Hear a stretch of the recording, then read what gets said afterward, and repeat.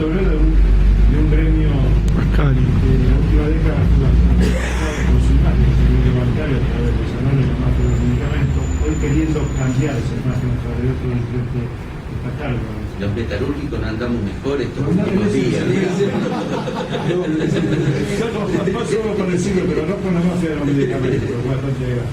No, lo que yo obviamente lo sé, pero vos te vas a poder explicar mejor que yo, que lo quiere ver a Mauricio como enfrentándose con los trabajadores, con el movimiento obrero, y él, lo he dicho creo que ayer o anteayer, más allá del dirigente sindical, expresándose lo que piensa de los trabajadores, y fundamentalmente un aspecto que nosotros como consejo hemos sacado una ordenanza, un proyecto, donde nos ha pedido el intendente y obviamente el Carlos Castellano, de pronunciarnos en contra del impuesto al salario.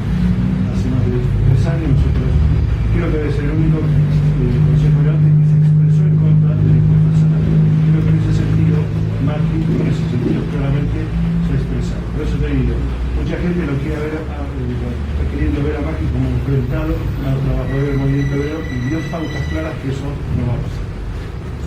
Sí, a mí me parece que es importante en este momento transitar todos los prejuicios que se tienen, porque al calor de los prejuicios se generan políticas de enfrentamiento y de falsas confrontaciones que no existen, y creo que esa es la parte más importante que uno tiene que trabajar, digamos, ¿no?, en la tarea militante de todos los días para acompañar a nuestros dirigentes poniendo con claridad qué es lo que uno piensa que van a hacer.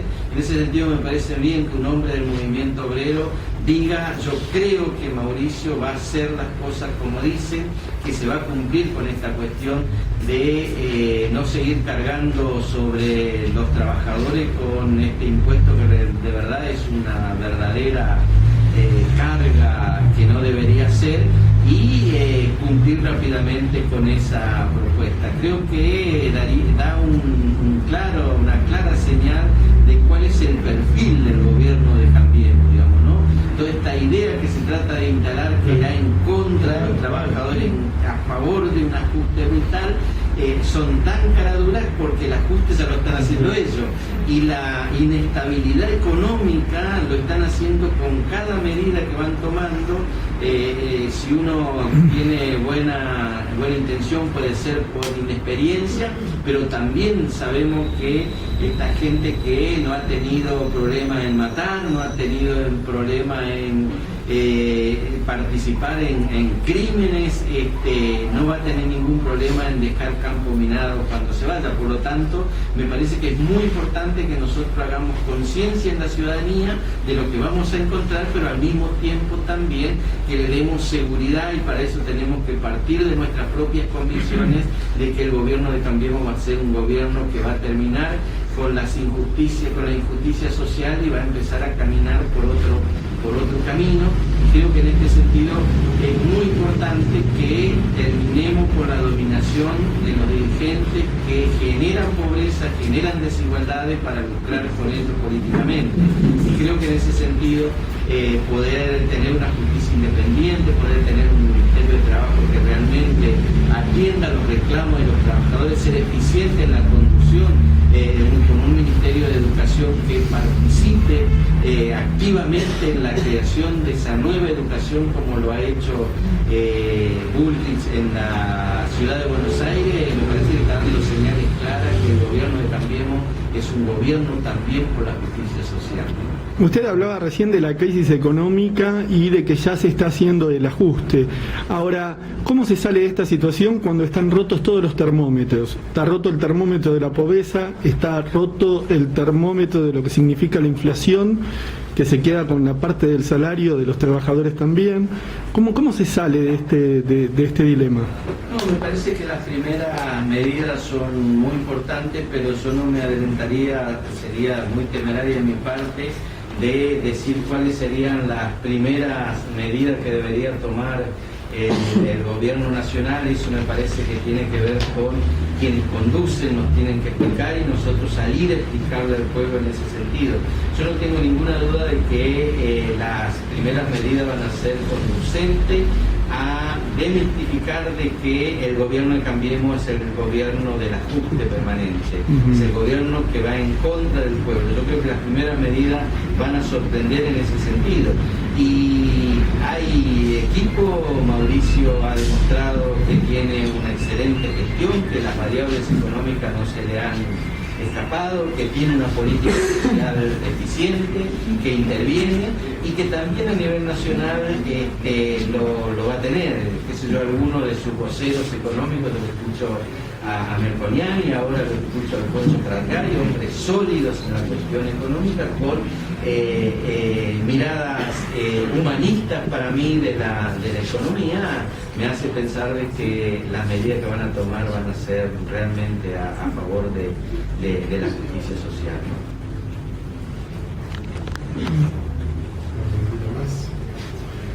Yo quería rescatar una cosa.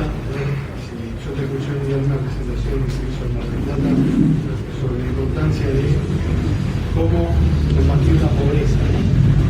Cómo muchas veces para eso necesitamos recuperar la cultura del trabajo. Me gustaría, si vos desde tu propia experiencia de provenir de un sector social donde realmente ha vivido, ¿no?, las situaciones de pobreza, incluso en algunos casos extremas, ¿cuál es esa mirada, ¿no? Porque me parece que atrás de eso también hay objetivos sociales y colectivos que quizás no se logran solamente con una medida económica o con dos decisiones económicas, sino que se logra con un proceso cultural. Si nos podés contar un poquito esa mirada que vos tenés tan linda.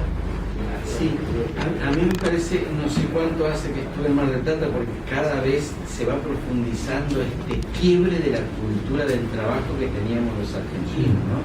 Yo precisamente en La Juanita había una delegación de estudiantes de Estados Unidos, como hace 2 o 3 días vinieron de Noruega y de Suecia, y le vamos contando y tratamos de explicarle, más que nada cuando no hay estadísticas confiables, cómo es esa pérdida de la cuestión del trabajo. Yo le decía, Argentina fue un país de pleno empleo, y te pregunta, ¿y cuánto era el desempleo? No sé, la verdad que para no entrar en números, pero vos venías del interior del país allá por los 70 y a la semana conseguías trabajo.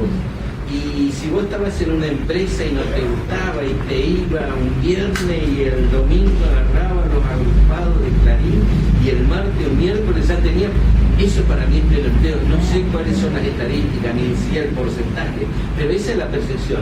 Hoy quien pierde el empleo, por ejemplo, volver a encontrarlo, y más si es mayor de 40 años, es muy difícil. Porque esa es la percepción que hoy existe y nosotros tenemos que empezar a modificar esa percepción. La otra cuestión tiene que ver con los jóvenes.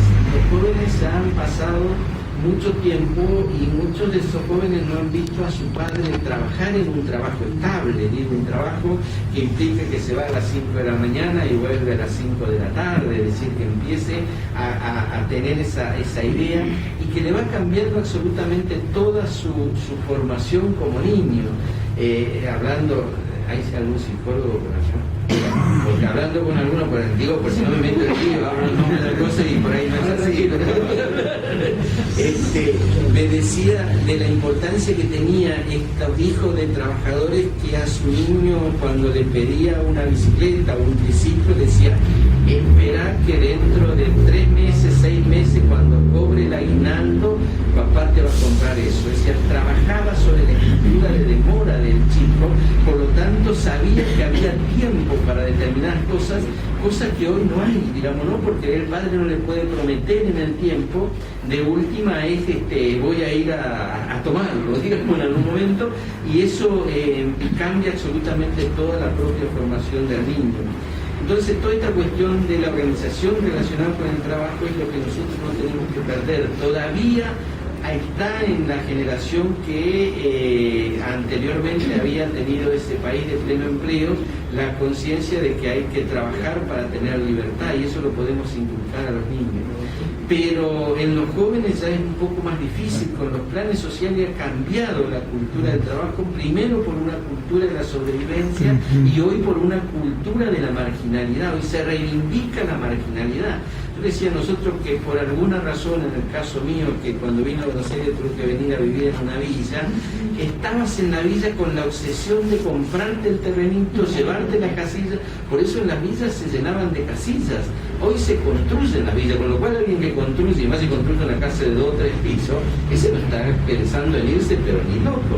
Antes no, la villa era un lugar de tránsito donde vos pensabas ordenar tu vida posteriormente. Es decir, la necesidad te llevaba a eso, pero vos tenías esa perspectiva. Yo diría que lo peor que nos pasó a los pobres con este gobierno es haber dado la esperanza del ascenso social y empezar a construir un relato de la cultura de la marginalidad, empezar a pensar de que eso no se puede modificar, qué sé yo.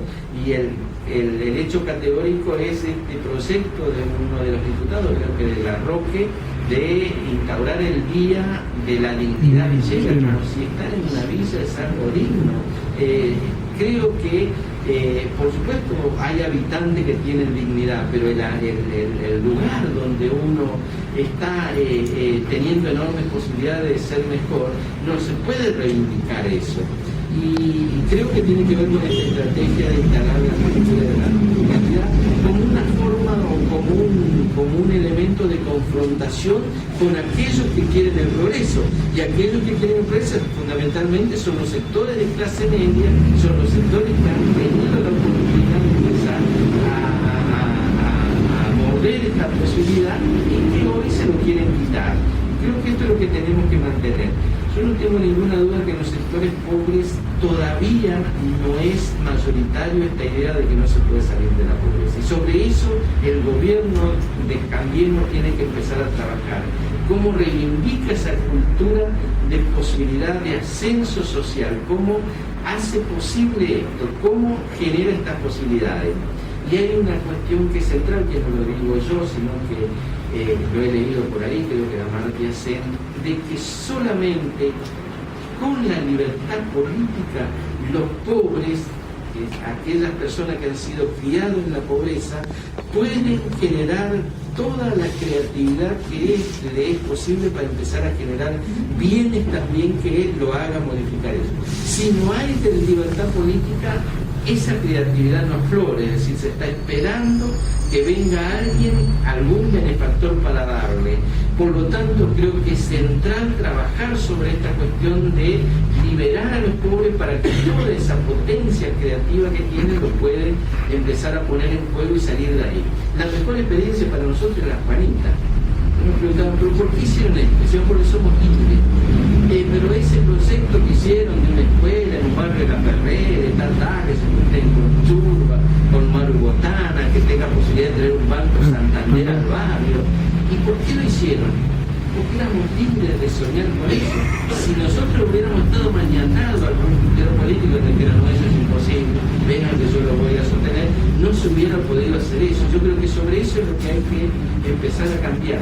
Que cada día que pasa es más difícil, sí, porque fueron políticas de Estado que nos llevaron a esta situación de indignidad a los pobres y por lo tanto mi primer cambio importante en mi manera de pensar fue yo que creía que las transformaciones culturales venían de abajo, que el pueblo lo podía todo, desde una mirada más romántica, qué sé yo, me di cuenta que las culturas también se pueden cambiar de política de Estado. Es decir, la política de subsidio no fue un requerimiento de los sectores más pobres, fue el Estado que trató de inculcarle y a través de un mecanismo perverso de puntero le fue diciendo es lo único que ustedes pueden obtener. Y la gente se lo va creyendo. Por lo tanto, para mí tiene que haber políticas de Estado que digan otra cosa y a partir de ahí se puede revertir la situación. Yo tengo mucha esperanza que esto pase rápidamente, por eso tengo muchas expectativas con Cambiemos. Yo me imagino, y en esto lo hablábamos con Elita Carrió cuando terminaron las PASO, y decía, bueno, ¿qué vamos a hacer ahora? Y me decía, un gobierno de María Eugenia Vidal en la provincia de Buenos Aires sin estar maniatados por los planes sociales, nosotros vamos a poder hacer lo que queremos ahora y que a veces por este miedo que existe no lo podemos hacer. Grandes reuniones en la villa, hacer emprendimientos donde las mujeres puedan tener toda su creatividad y hacer lindas cosas para exportar. Todas estas cosas lo podemos hacer con un gobierno diferente, no lo podemos hacer con este gobierno. Y cuando pensamos en contraposición a un gobierno de María Eugenia Vidal y pensamos un gobierno de Aníbal Fernández, la cosa de entrar a la villa, los barrios pobres o quedarnos en nuestras casas tranquilos es mucho más complicado todavía. Por lo tanto, creo que hay que generar esas políticas para empezar a cambiar desde ahí, digamos, ¿no? Es con políticas de Estado que se empiezan a cambiar y fundamentalmente con decisiones políticas. Hace algunos días estuve en un panel también ahí convocado por la Juventud Cristiana en la UCA y estaba Daniel Arroyo. Yo fui uno de las personas que más conoce del tema, un excelente técnico, pero que no tiene capacidad de decisión política. Y bueno, ahí estamos. Posibilidades, programas, proyectos para sacar a los pobres de la pobreza, hay muchos.